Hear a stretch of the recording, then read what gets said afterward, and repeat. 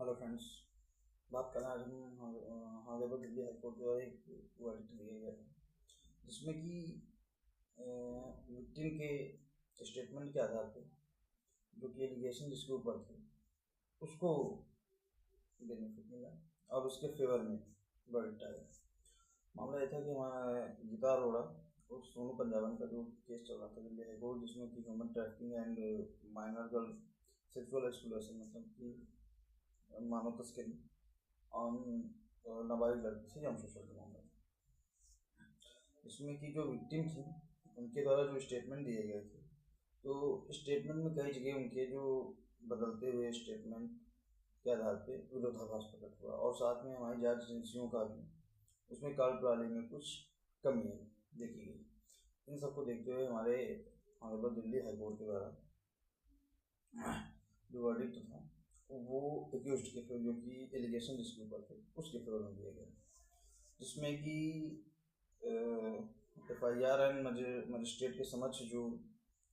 लिखित में जो बयान दिए गए थे और उसके बाद जो स्टेटमेंट दिया गया उनमें विरोधाभास जो कि ईयर को लेकर के था। दूसरा था कि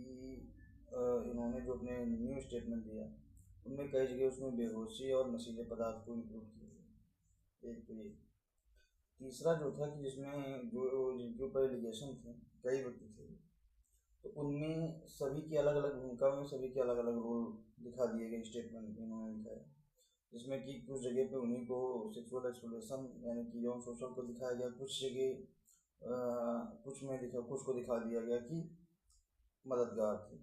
जो कि एक दूसरे के ही नष्ट करते हैं सभी। तो इन बात को मानते हुए और जांच एजेंसियों की कार्यप्रणाली में कमी को देखते हुए, जिसमें कि जो ह्यूमन ट्रैफिकिंग का मामला था, कुछ लोगों को उसमें जिनके ऊपर केस थे उनकी आइडेंटिफिकेशन नहीं हो पाई और कुछ अरेस्ट नहीं हो पाए, इन सब की मानते हुए हमारे ऑनरेबल हाई कोर्ट ने इन सबको देखते हुए ये वर्डिक्ट दिया कि जो दोष सिद्ध थी और सजा इन दोनों को रद्द कर दिया गया और बरी कर दिया गया। तो ये मामला था। तो जो हमारे लॉ में अदर भाई हैं सभी के लिए ये पहली चीज़, तो ये जो केस के ग्राउंड होते हैं ये समझना बहुत ही मस्ट है, जो और बहुत ही एसेंशियल है कि कौन सा विक्टिम हो या रिस्पोंडेंट हो या डिफेंडेंट हो या प्लेंटिफ हो, जो तो इनमें ये चीज़ समझना पड़ता, मेन चीज़ जो है कि मेरा ग्राउंड क्या है केस का और जो स्टेटमेंट दे रहे हैं उन स्टेटमेंट में क्या डिफरेंस, कहाँ पे क्या फॉल्ट है, कहाँ पे किस चीज़ की लैक है, इन सब चीज़ों को बहुत ही डीपली तरीके से केस को कहाँ से कमज़ोर किया जा सकता है ये बहुत ही मस्ट है। तो इन सब चीज़ों पे फोकस स्पेसिफिक होना चाहिए।